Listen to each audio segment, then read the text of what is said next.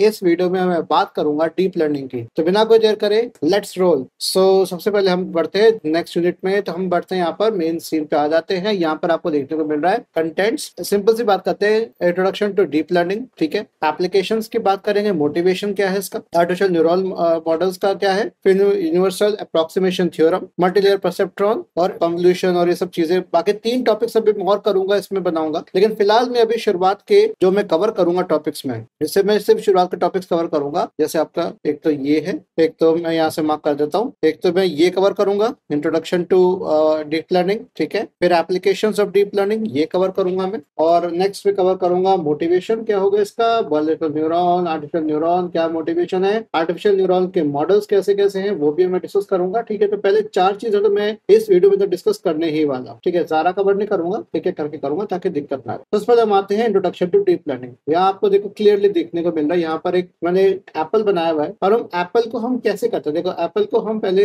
Visualise कैसे करते हैं। भाई सीधी सी बात है कि वो गोल सा स्फेरिकल एक ऑब्जेक्ट होगा, लाल रंग का होगा, राइट, स्मूथ टेक्सचर्स होंगे उसके, तो स्मूथ है, रगड़ थोड़ी है, मतलब सेब आपका स्मूथ भी लगता है, उसका जो सरफेस है, आउटर लेयर है उसकी, और थोड़ा हल्की सी मिठास होती है, और उसमें सीड्स भी होते हैं, बीज भी आते हैं, राइट। तो हम इस तरीके से करते हैं। तो अब इसी डेफिनेशन को मैंने अंग्रेजी में यहाँ पर लिखा है, क्या लिखा है, we visualize a spherical red coloured fruit, ठीक है। तो spherical red coloured fruit with a smooth outer layer, तो स्मूथनेस आ गई, टेक्सचर आ गया, आउटर लेयर स्मूथ हो गई। फिर स्वीट और टैनी सीड्स। अब स्वीटनेस और सीड्स को हम कैसे हम तो गिन नहीं सकते कि भाई कितने सीड्स हैं कि नहीं है, होंगे तो सही, बट हमें नहीं पता टाइनी है कि बड़े सीड्स हैं, वी डोंट नो दैट। तो जो हमारे ये मैंने येलो में जो मार्क किए हुए हैं, ये हो गए आपके मेन तो फीचर्स हो गए। स्वीटनेस को भी हम एक तरह से हम लेके आ सकते हैं, अगर हम कोई सेंसर बाद में लाए जो किसी एसिडिटी या बेसिसिटी के ऊपर, क्योंकि है तो केमिकल्स ही, उसकी एसिडिटी और बेसिसिटी के हिसाब से हम कर सकते हैं, उसका टेस्ट कैसा होगा उस तरीके से हम कर सकते हैं। सीड्स हो सकते हैं, ये सब चीजें हैं क्या ये एक्चुअल में। इसमें जो येलो वाली मार्क चीज है वो जो हम सामने देख रहे हैं, प्रत्यक्ष देख रहे हैं, वो फीचर्स है। जो अंदर है, जो हम खा के बता पाएंगे या काट के बता पाएंगे, वो हो गए आपके अंदरूनी फीचर्स हो गए, जो हमें नहीं पता, जो बाहर से नहीं दिख रहे। तो जो बाहर से दिख रहे हैं वो आपके येलो मार्क किए हुए, जो नहीं दिख रहे हैं वो ग्रीन मार्क किए हुए, ठीक है। तो अब इसको लर्न कैसे किया जाए, हमने कैसे लर्न किया। जैसे एक बच्चा है, वो देखता है कि हाउ एप्पल कैसे देखता है, भाई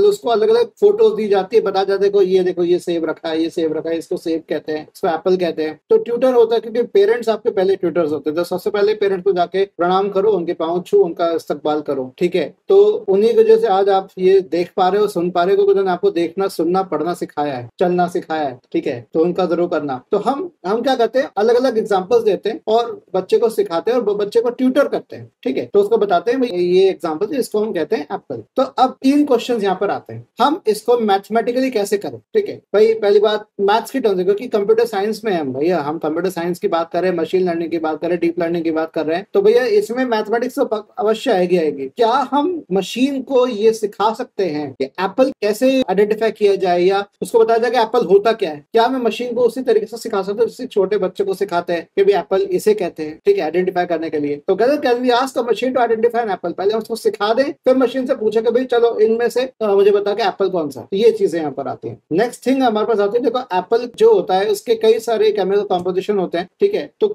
ये मैंने सवाल देखो यहाँ पे एक चीज लिखी है, देखो आपको दिख रहा होगा ये, how many of you define Apple like this, कितने लोग हैं आप में से एप्पल को इस तरह से डिफाइन करते हैं, है ना, इस तरीके से आप डिफाइन करते हो। कैसे, कितने आप में से कितने लोग हैं ऐसा कर पाते हो। भाई सीधी सी बात है, water, fructose, lignin, glucose, sucrose, vitamin B1, B2, B3, B9, B12 सारे आपके whole bunch of minerals, acids and so on, इस तरीके से। अब क्या तो मैं ऐसे करें, लेकिन हमारा ब्रेन ऐसा तो करेगा नहीं। हमारा जो ब्रेन है वो कुछ इस तरीके से करेगा, देखो मैं यहाँ पर बना रखा है। तो हमारा जो ब्रेन है ये ह्यूमन ब्रेन है, राइट। तो इसमें टेक्सचर क्या, मतलब स्मूथ टेक्सचर है, ठीक है, और शेप क्या है इसकी, स्फेरिकल है, ठीक है, और कलर रेड है। तो हमने कहा कि चलो एप्पल कह दिया, लेकिन ये रेड बॉल भी हो सकती है। ये तीनों चीजें उसमें अप्लाई करती हैं। तो मैंने ये कहा, अब ये चीज मैंने इसको दी, एआई वाले ब्रेन को दी। अब एआई वाला ब्रेन क्या करेगा, वो तो सब चीजें ले लेगा। तो मैंने कहा सभी सेबों के, मैंने बॉल्स के बीच में लाल रंग की एक जैसी गेंदे रख दी, और उनके बीच में मैंने रख दिया सेब को। तो सभी को सेब मान लेगा वो तो क्योंकि सभी का टेक्सचर स्मूथ है, सबका शेप स्फीयर है, और सबका